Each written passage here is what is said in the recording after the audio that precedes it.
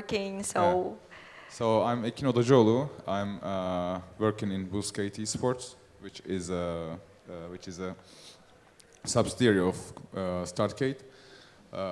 StartGate is an incubation center, and as a sister sector, we are trying to also attract a community of esports, because this is very intertwined sectors.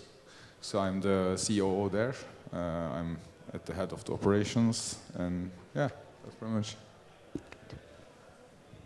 Hi everyone, I am Ibrahim Mert. I'm just working for 4Play Mobile Solutions.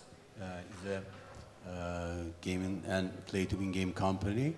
Also, I am a mentor in StartGate and Istanbul Technical University Incubation Center. Hello everyone, my name is Tunahan Oduncu. I am the Business Development Manager at SocialPeta.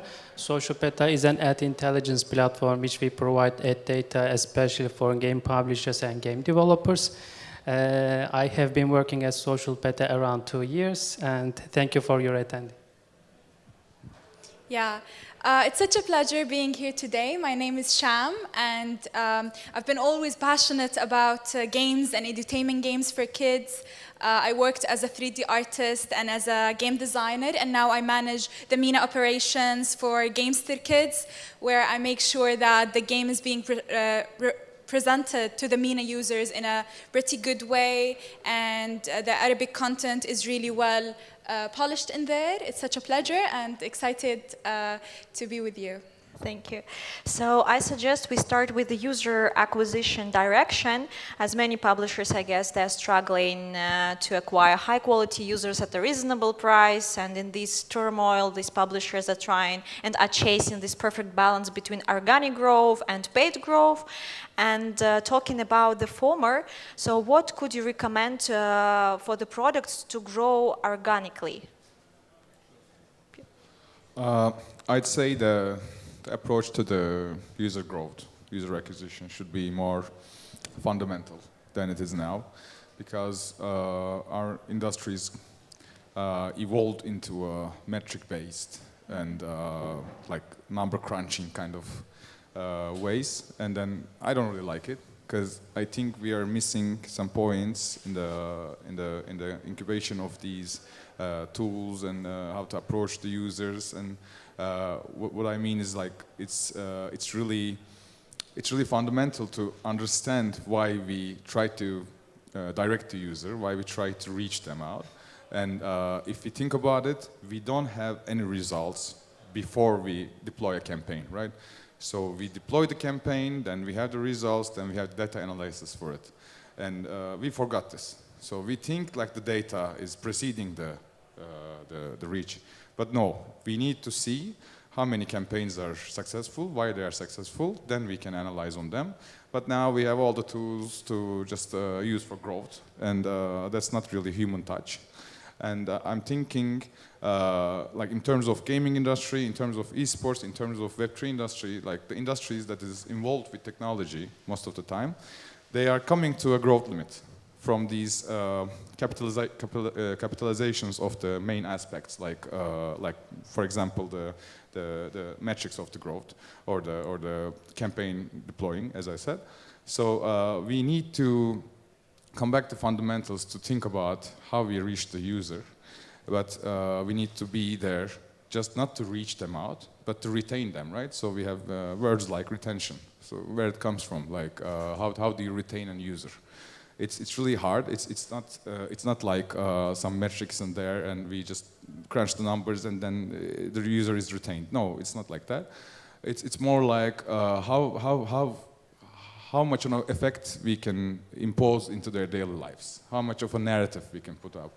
Because without the narrative, without something to track, without something to talk about in their daily lives, the users, they don't really get retained. So that's the problem for me here.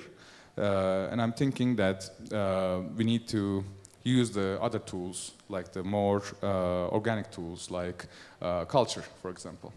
We need to culturify this user growth limits, because the industries suffer now and the CPAs are so high above the top.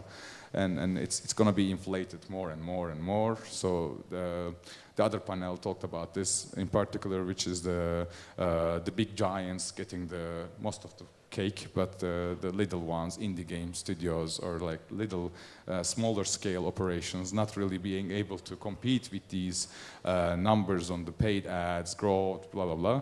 So there are like cheaper ways, as I'm saying. So we need to focus on these ways, actually analyze and then utilize them. So for you, one of the key ingredients of the organic growth is localization. So to be local. Yeah, I mean, we just need to find the spots that actually move people, not just through metrics or parameters or whatnot, right? So we're thinking too robotic on this, like, because we have big data now, but there was no data. So the data doesn't precede the user communication, user read. So we need to still remember this, how to it add all a bit started. of humanity into our strategies. Yeah. I can talk about startup side, and when we talk with the startup game studios, I am saying that you have to check your competitors, what they did for growth, and I am saying them, let's check the studios which have the top 10, and before 2 years ago they are not there. So when they find the successful studios in the top 10 or top 100, and they have to read the story of the studios, what they did for growth, what they planned for growth, because they have no more money, and they have to spend their money very clearly and cleverly. So everyone and every studio just sniff in the area and grow in a game or grow in a startup. So they have to read and find the accelerate point of the competitors. For this topic, I can share some parts. For organic growth, especially, at first you have to know your audience, and you have to check all of the trends. As Ibrahim mentioned, you have to check the successful examples of your competitors. I know organic growth can be challenging if you don't have good strategy. So you have to follow up the trends. You have to check your competitors, how they reached this organic growth. So it's kind of keeping up the trends and following up the trends and checking your competitor clearly well. So that's it from my side. I'd like to go back to the point you mentioned about localization and how really important it is. And I'd say that like the first step to get into like the user's house is to make them feel that they're included. So not only just translating the content, but also make it feel authentic. Having things that they can relate to, they can feel themselves represented in it.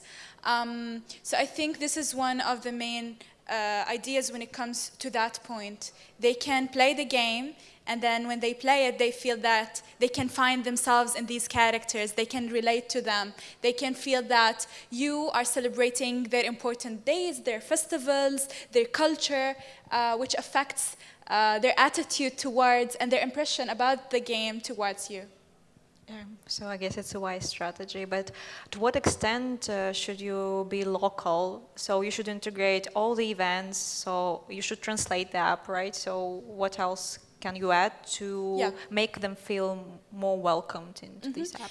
I'd start with going back to who are your audience? Who are the people you wanted to provide this game to? Understanding them, understanding the background they're coming from, their culture, the language they prefer to use the app with. So it always depends on your audience. It doesn't depend on your preference or what do you want to like put in there. So once it comes to the MENA region where we work at, we make sure that we have some things that, for example, the application we have is called Tiny Minis, and in there it's an edutainment game for preschoolers. In there we make sure that we show the values that the MENA region loves and wants to celebrate. Things like generosity, hospitality, spending time with family, and especially in Ramadan and in the days that this region cares about. On the other hand, when it comes to New Year, when it comes to the United States, in English language, what things do you want to support? It depends on the region you're aiming to target. Who are these people? What do they like? How do they prefer? How does this preference of them affect their behavior within the game? And so on. So translation, or let's say localization or cultural consideration, can be taken into the game's content, into your participation on social media, into your vision. To live ops, I Yes, guess. exactly. Yeah, to boost retention LTV for the users. So Tunahan has just mentioned that it's quite important to follow all the trends, and you are expert in this field. So what actually was happening in 2023 in terms of game marketing trends, and what to expect from this year? Okay. First of all, I would like to start with a SocialPeta report. According to SocialPeta, we saw that game advertisers increased around 50% year over year. But when we check the creatives, for example, we saw a decline, year-over-year decline. So this data explains us the market is more competitive than ever before. There are more advertisers, but there are less creatives. So the competition is high, especially in some regions. Especially, there are some regions, especially Middle East, Southeast Asia. These markets are gaining very popularity for game developers. And in 2023, we saw that market is more competitive, and there are some regions, especially as I mentioned, those regions are booming for game industry. And we saw lots of game advertisers in these regions. And for some game genres, I want to check from the game genres as well. For example, in some game genres, we saw an increase, especially for casino games in Latin America and in Southeast Asia. We saw that very increase in casino game advertisers. And especially in casual game advertisers, we also saw increase. And I will also mention about puzzle games in my solo speech. And we saw an increase, especially in puzzle game advertisers. And there's also another statistic from SocialPeta that most of the advertisers come up with new creatives. So they all refreshed new creatives in 2023. So market is going to somewhere that you have to come up with a much more quality promotion strategy. For example, if you are making a creative, it has to be good quality. And it's also important for cost-effective method. So the market in 2023, what we saw that you have to make a good marketing strategy, and you have to check the trends, your competitors' trends, which networks they are using, or how is their success on their ad creative strategy. In SocialPeta, we are providing this data. For example, you can check your competitors' ad promotion strategy, you can see their success story, and you can adapt this success story into your promotion strategy. I will later mention, but AI is also booming, especially in ad creatives. So we saw lots of AI, and in 2024, we will hopefully see more AI-generated ad creatives in the market. So it's pretty like this.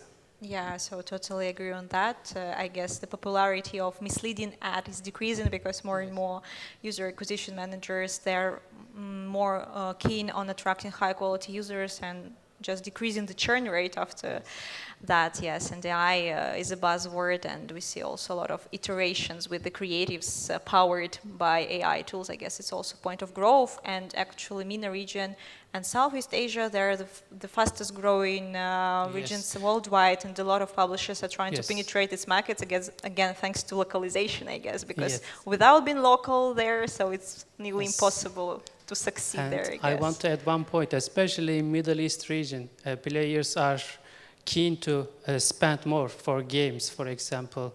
Especially in Middle East, we saw this for in-app purchase. So that's why many game advertisers are also targeting Middle East region. And now their network is much more quality, and they have a very good quality network. And most players used to spend a lot of money in 2023 in this region. I'd love also to add something, going back to localization, as you said, going local.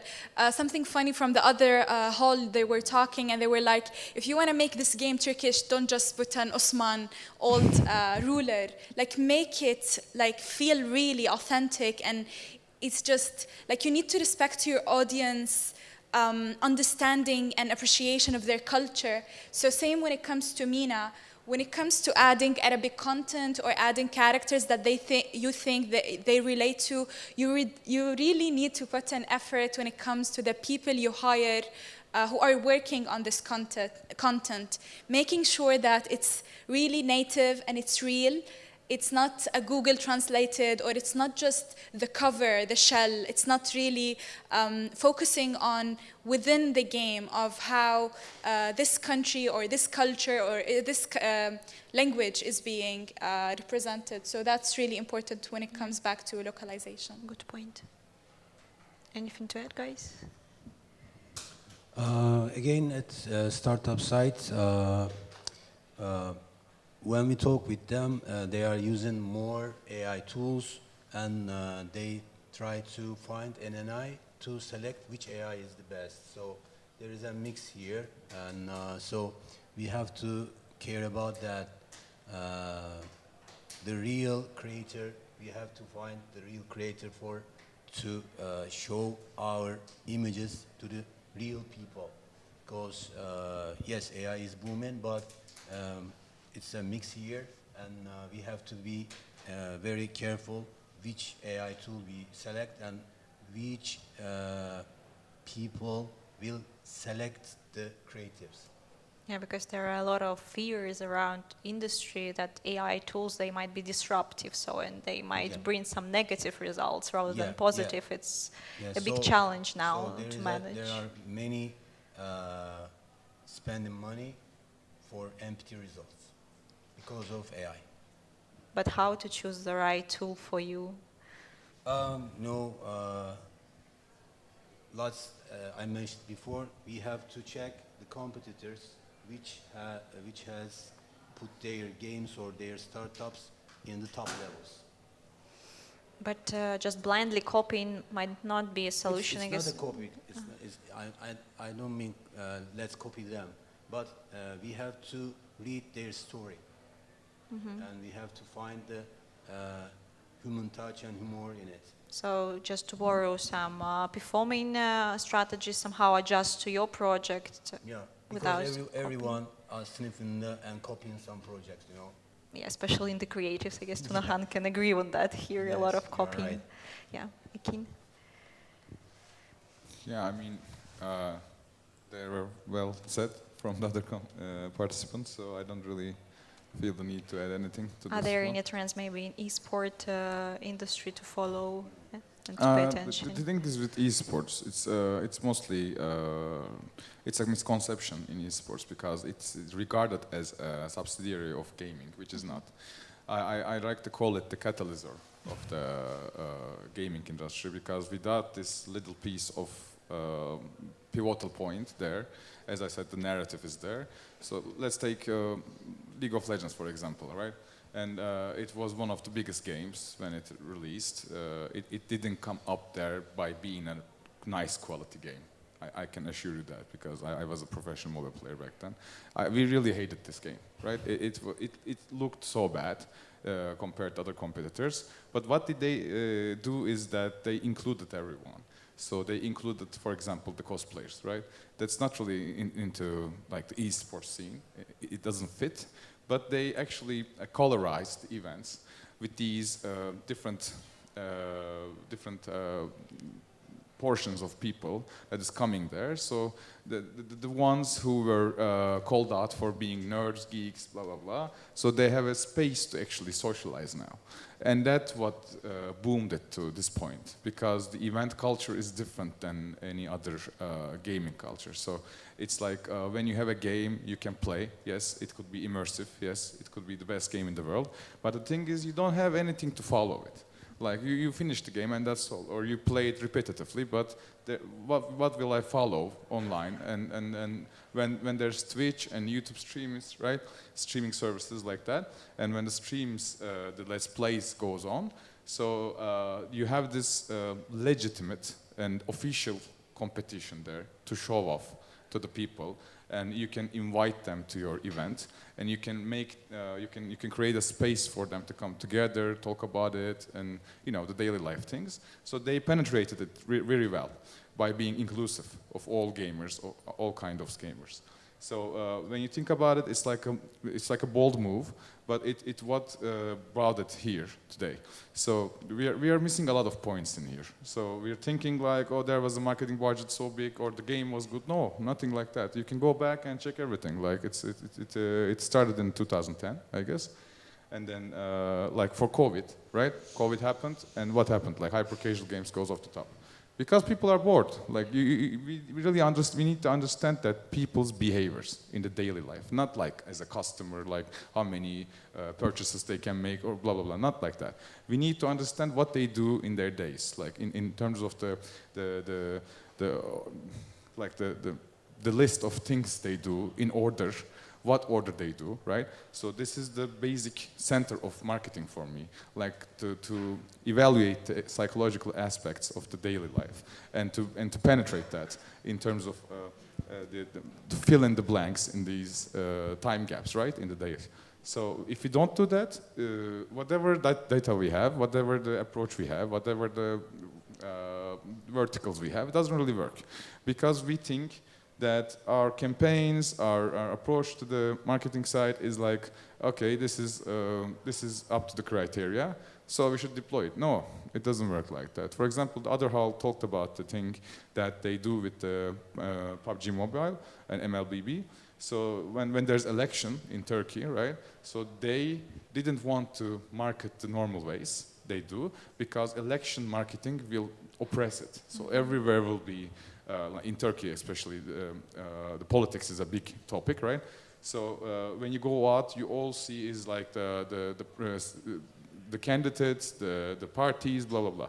So if you want to penetrate that, you can't, because the political parties have enormous budgets compared to your indie studio or whatever, right? So you need to wait, or you need to slip yourself in terms of the concept and the approach to it, so it becomes viral, which it did. So it was a really successful marketing campaign for me as a customer, or as a professional from the side. But it doesn't mean every time you use this formula it will work. That's the problem here, because you need to be like constantly and updating your approach. Like you don't need to say, okay, my plan is like 6 months this in a linear line, so I will just utilize this, don't change it ever, because the data tells me so. It won't work, because you have to be dynamic to the aspects of the area here, like the community and the customer, whatever you aim for. So it's like you need to be flexible in terms of like the times has changed. The conventional marketing doesn't work anymore. No one wants to see Brad Pitt going on and Head and Shoulders commercial and want to buy that shampoo. That doesn't really matter anymore, right? So we need to, like the influencer marketing side, from my perspective, it became like this, like a big slice of the market, because we see the person use this item actually. It's not just a billboard, it's not just a production or whatever, right? We see them in their house using this item, product, whatever. So we think, oh, okay, this is like trustworthy because this guy is actually using it. So how the communication changed in marketing, it also affects the growth side.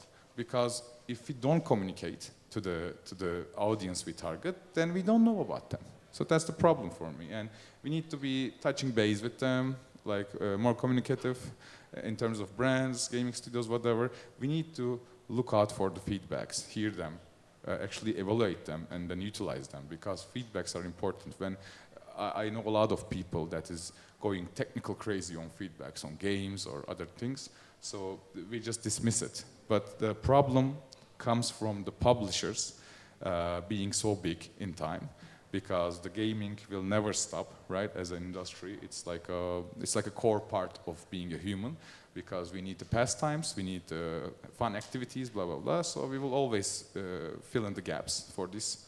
And then we see that the publishers getting away from the community, because they think they are now successful, because they have a $300 million earning game. So they think they are the gods of this shit.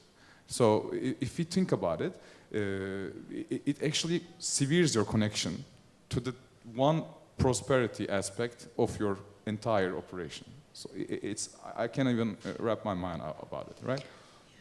But I guess some publishers, they're trying to communicate with the audience, and it's quite important now to follow all these feedbacks and rating in the store pages. Some publishers, they're crazy about the ratings, and they just try to answer and get back to the people with some bugs or with some comments about improving the project, and it's the point of the growth for many games and for many applications. So based on that, how do you work with your communities and with the audience, whether you follow just quite closely what they're typing about the game, whether, for example, it's for Sham, whether they have the bug and you just somehow try to respond, okay, we will improve everything, so don't worry. So what's the best strategy here? Yeah, I think it's really important as a first step to take their comments into consideration. Like, why are they writing this? It's not like, when it comes to gaming, I don't think it's like bullying. They hate you, they want to say bad things about your game. They are your users and they care about the application, and that's why they want to write something. Because think about yourself. Like, when you write a comment or, a review on the stores about a game, or when you do take the effort to search for the publisher or the developer and send them your feedback, this means you really do care about the game. So for us, we do have a support system within the game, so audience can reach out to us in any language they prefer, and we do respond in the language they've sent the message with. The process does take time, and it's not easy to always easily serve many regions, but I think it's really important to take this feedback into consideration as, again, going back to the point of these are the audience, the people who you are aiming to give your product to them.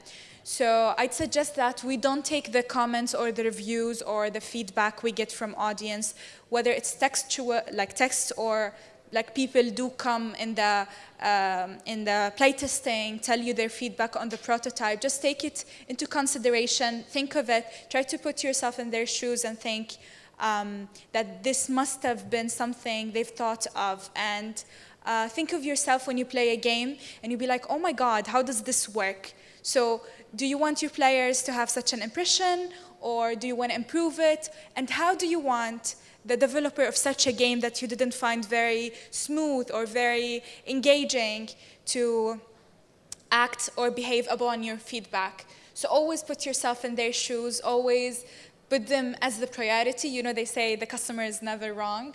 So I think we need to think with this mentality. And you mentioned that you always respond with, yeah, we're going to solve everything. But I also suggest that we be transparent with the audience. Sometimes I remember once we had an issue with a certain version of a device system, and we were honest with them. We told them that we suggest that you do this because at the meantime, we really need much time to solve this issue. Yeah, so we suggest that you do this and this. Like, we gave them alternatives, but at the same time, we were honest with them. We did not just ignore their messages or their, like the tickets we receive with the support system. So transparency, put them as a priority, and put yourself in their place and know the pain that they've gone through with, or the issue they've got on the game, I think. Do you have a special dedicated person within your team to gather all the feedbacks, or there is a department? We actually do have a team who does respond to the tickets.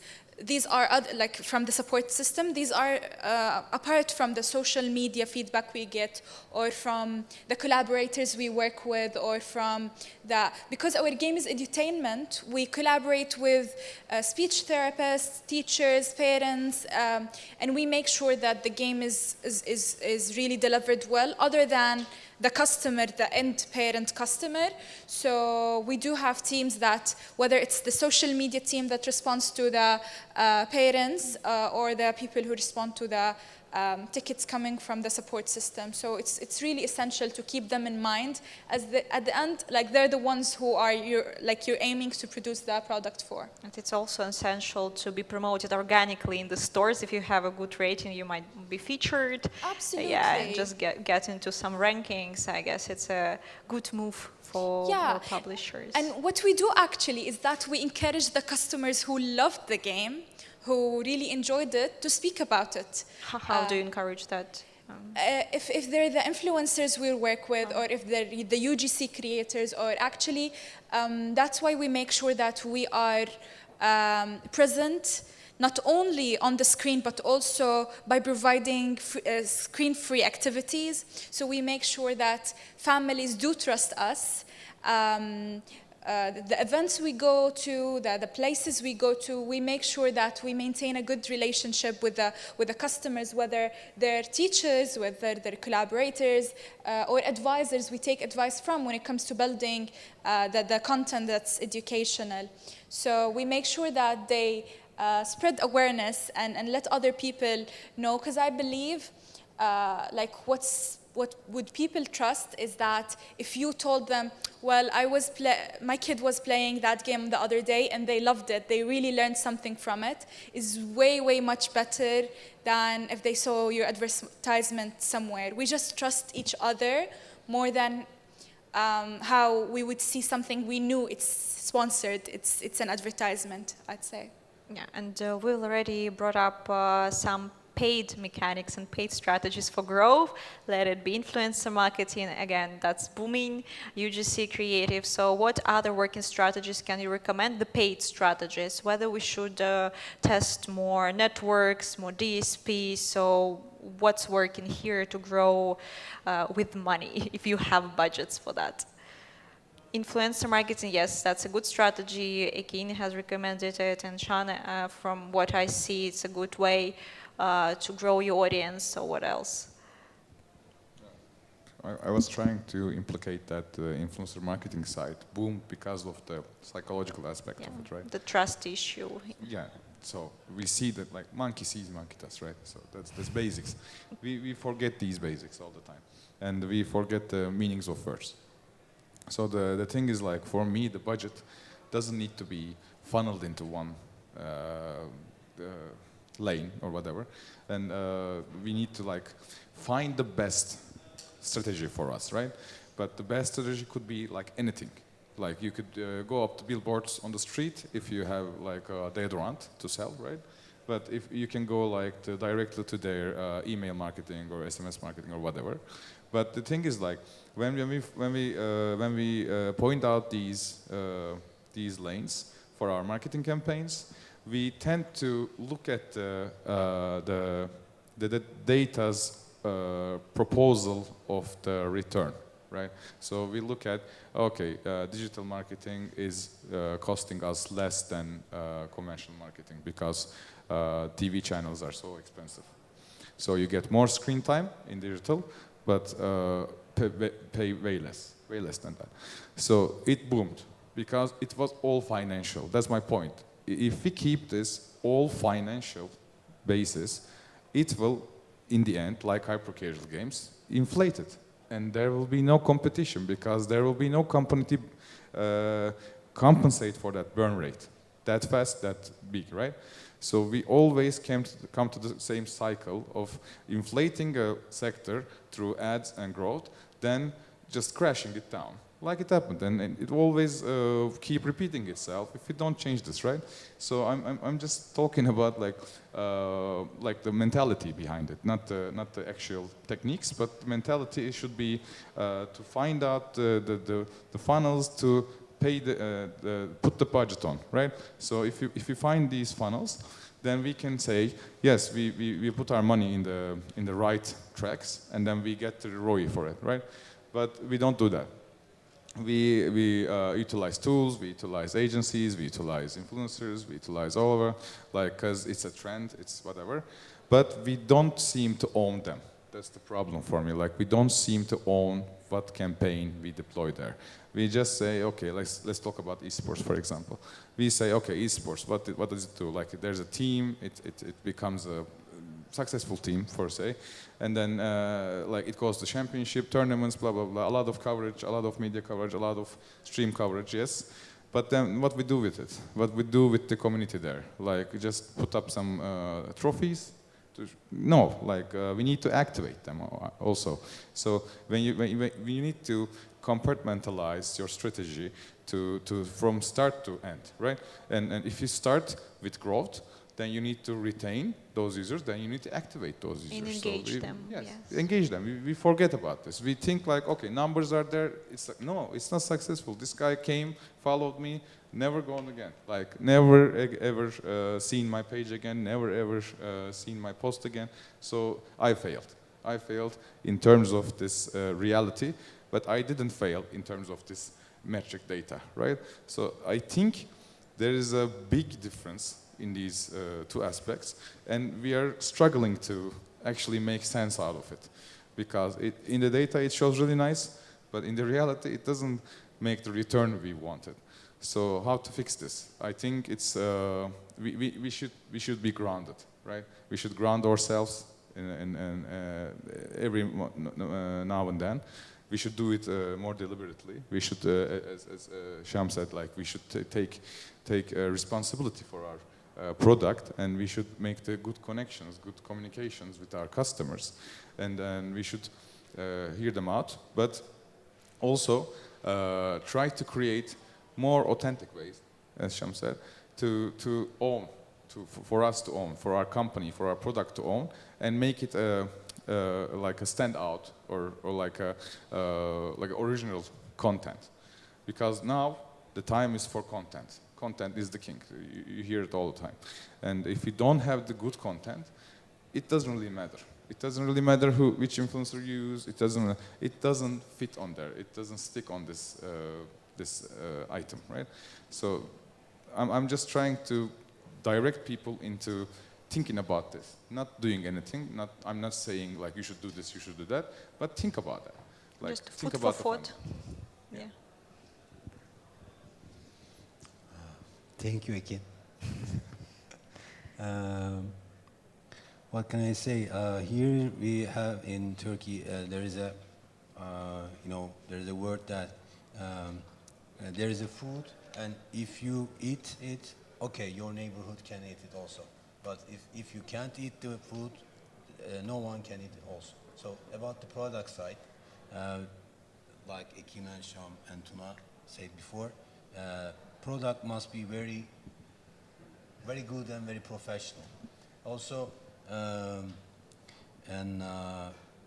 like Ekin mentioned about the data side, if you have a marketing strategy and market analysis document for 2 years and you have a plan, okay, you can start with some dashboard to use. But if you don't have any plan and market analysis, what will you do?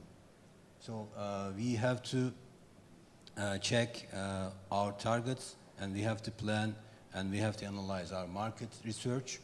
After that, like Dream Games, we can find a huge success story, because Dream Games came from Peak Games. They have a big experience and experiences team, and they know that what will they do, and they have only one game, and they have now $1 billion economy, and so because they have very big data with big games, and they analyze it, and they plan a very good market analysis and market strategy.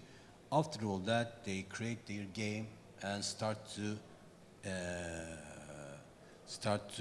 expend money. And after after 2 years, I think, they start to commercial on TV, and they use American Idol Simon.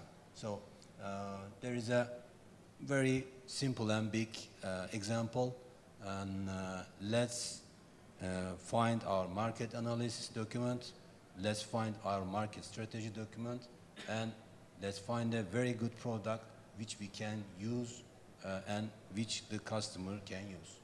So it's a perfect symbiosis of good product, good analysis, good data, and good psychological understanding of your audience. So it all united together. So.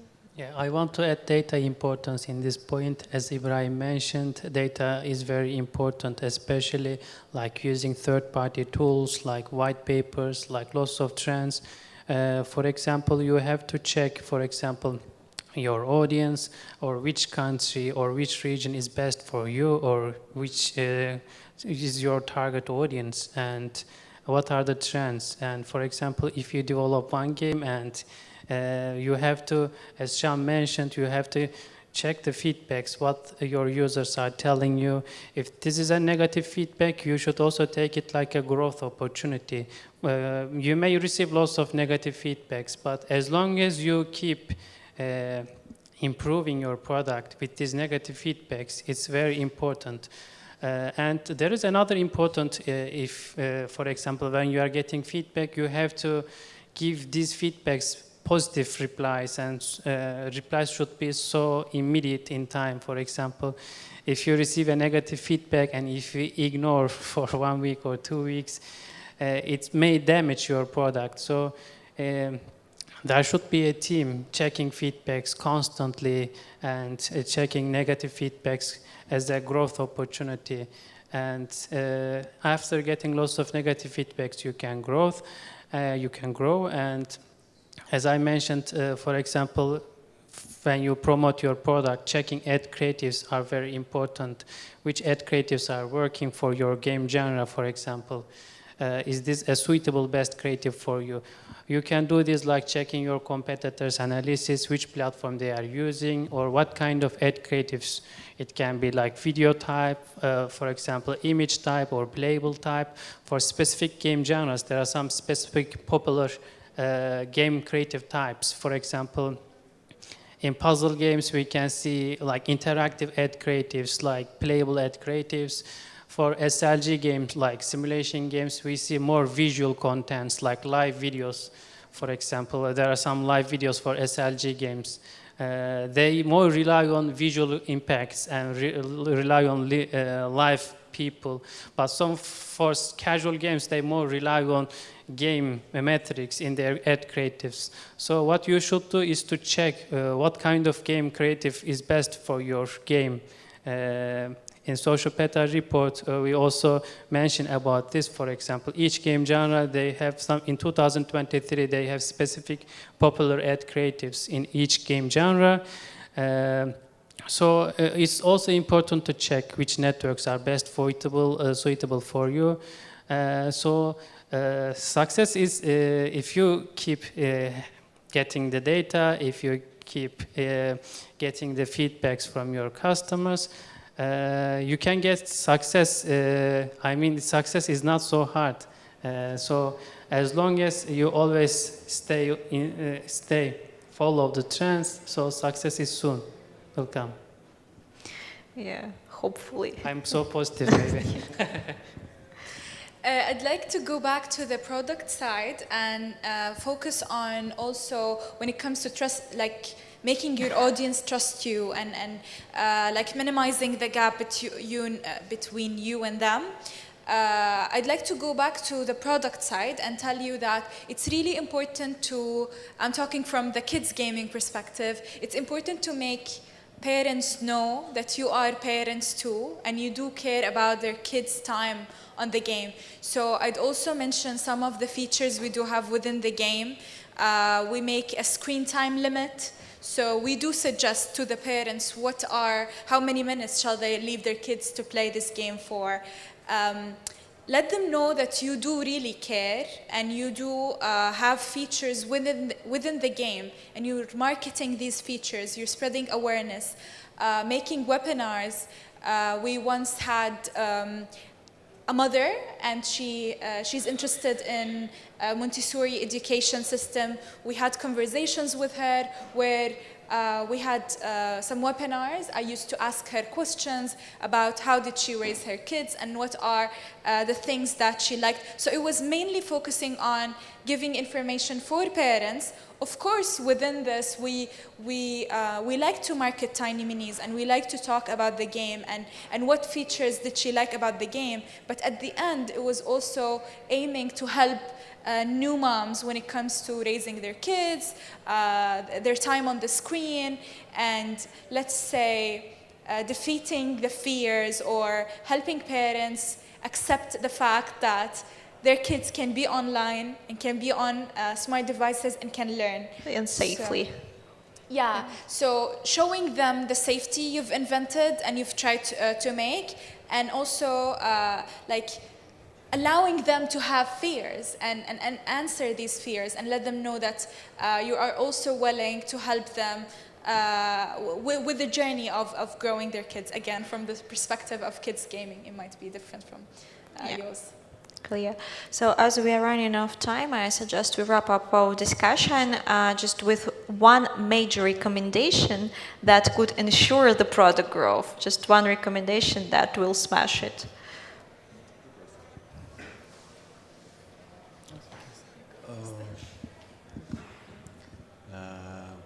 For product growth, if I mention one point, and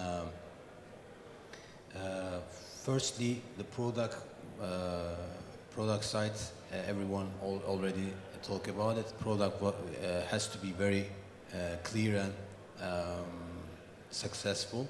After that, and we have to plan a marketing analysis and marketing strategy document for 2 years.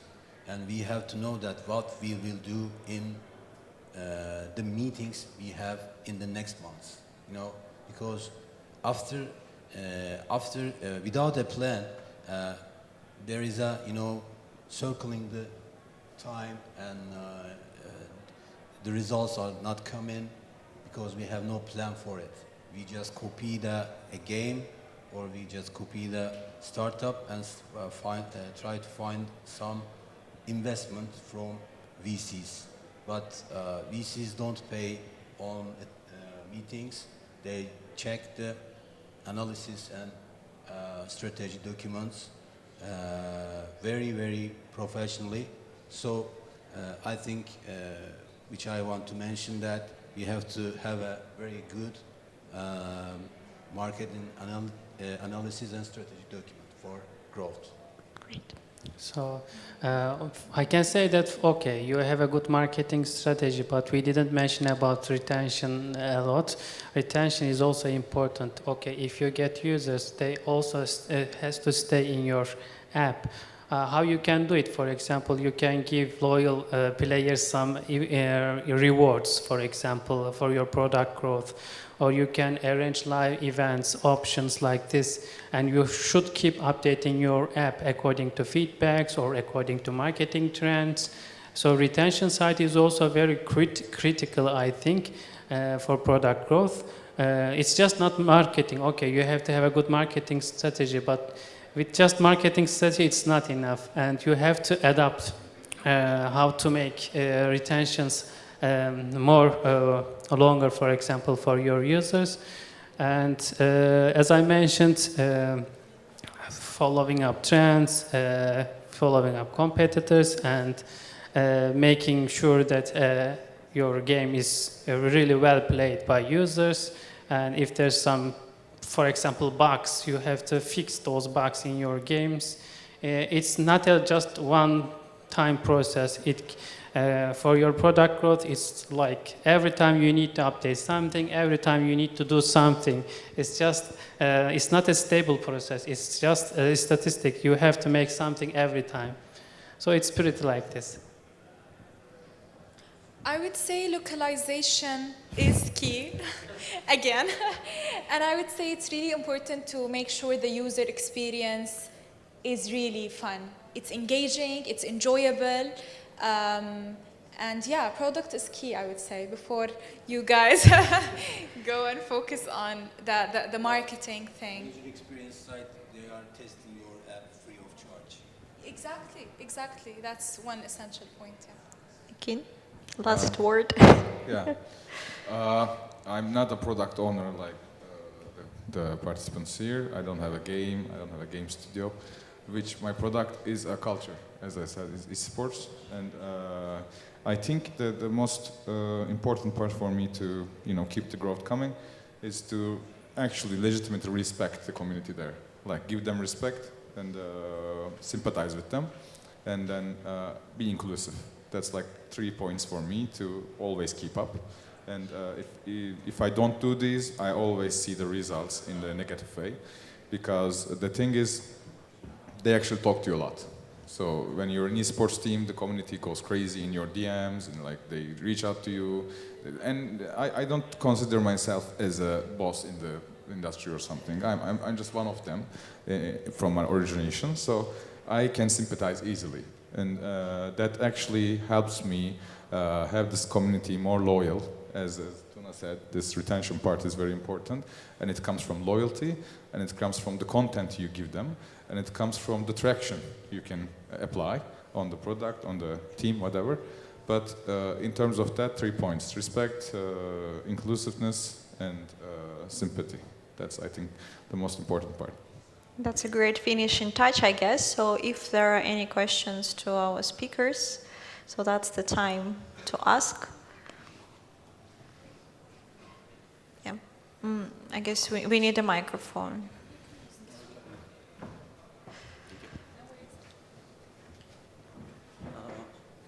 I have a question for Sham. For a new startup, to what extent should we localize our product? Like, if, like you said, for your game, you are targeting just Turkey, right? But like for your game, you are targeting just Turkish market, right? But if you are targeting 20 or 30 countries, to what extent should you localize? We don't specifically target countries, we target regions. So the game is available in 5 languages, and when we're talking about MENA, any country that speaks Arabic, they can use the application, and they are in our marketing plans and everything plans. Same with Latin America, the United States, and like Turkey.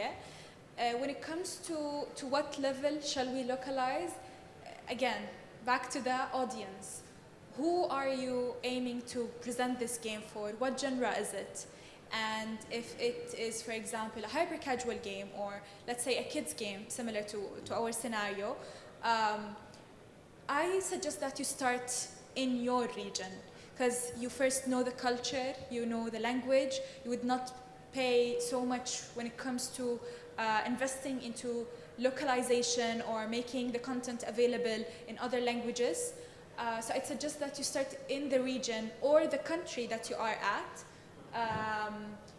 and start from there. Once you test it, once you see that there is success in this region, start to think of other regions that are similar to the one you already served.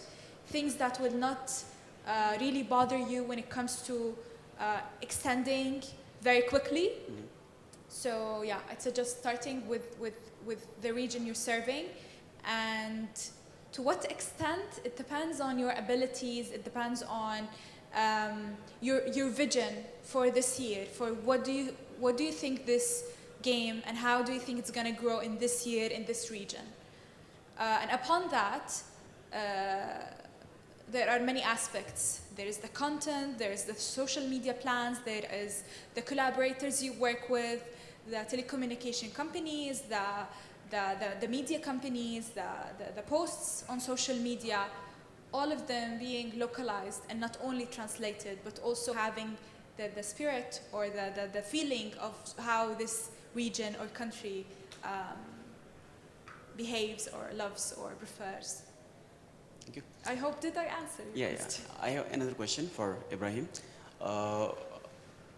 For a new startup, to what extent should we use AI tools? Like you just can't spend and spend for no result, right? So I couldn't understand. Like how much should you use AI tools for AI your tools. marketing and game design and development? Because you just, if you are a new studio, you just can't spend money and as you don't know what will be the result, right? Yeah, you are right. So at what extent should you use or what type of tools should you use in your development part? Like there are big studios, they just use AI tools for everything, and if the result didn't come profitable, they can bear cost. Like, but if for a small scale studio, you can't just use AI, costly AI tools for everything. You don't have enough budget. Yeah. So which AI tools or dashboard we have to use, you ask? Yeah, and for what, at what extent? Like you can't use for marketing, for development, for game design. That will be quite costly, right? Yeah, if you mention about the marketing side, and you have to find how people search for your product. Mm-hmm. You have to find if it's a game, it's another startup, or it's a product. You have to find that the people how they search. So you can use keyword tool IO or something like that, word stream, something like that, and ask the key words on this panel, and the keyword tool IO lists the words how people search for it, and it's free. Also, there is another AI tool, spyful.com. You can use it for global search, and you can write your competitor website or game name, and they list you what they are ranking, how much impression they have in 1 month, and also it's free too. And you can use also a similar web for competitor and traffic analysis and rival analysis for your product. Also, it's free. And for the game design side, actually, I have limited knowledge about that. If there is some, no. Thank you. You are welcome. Okay, so there is one more question. Could you pass the microphone, please?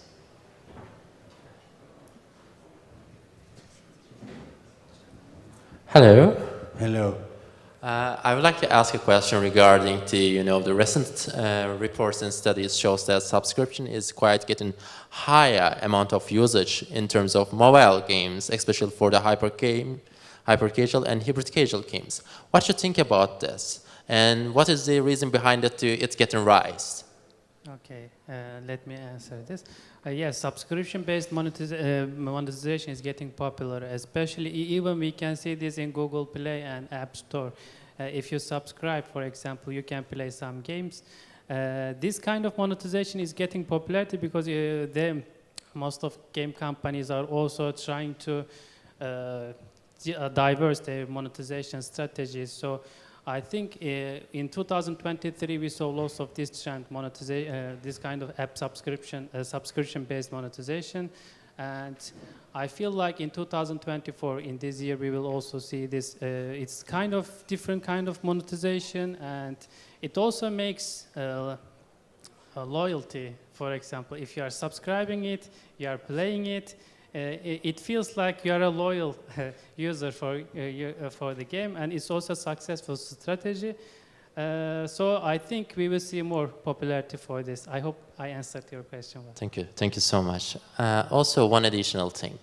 Also, the recent studies shows that Even the AAA game studios trying to use in-advertisement in their games, there are some trials in that period of. So what do you think about this? What is the reason the sector, even the AAA game sector, going into the in-ad advertisement? Because I think game sector is growing their economy, and now they are copying the other big sector in it. So they are starting to show ads in their games, on medias, or their new websites, I think. Thank you. Thank you so much. You are welcome. I guess that's it. So thank you guys for sharing your knowledge and expertise. Yeah, thank you very much. So yeah, that's it, I guess. Yeah.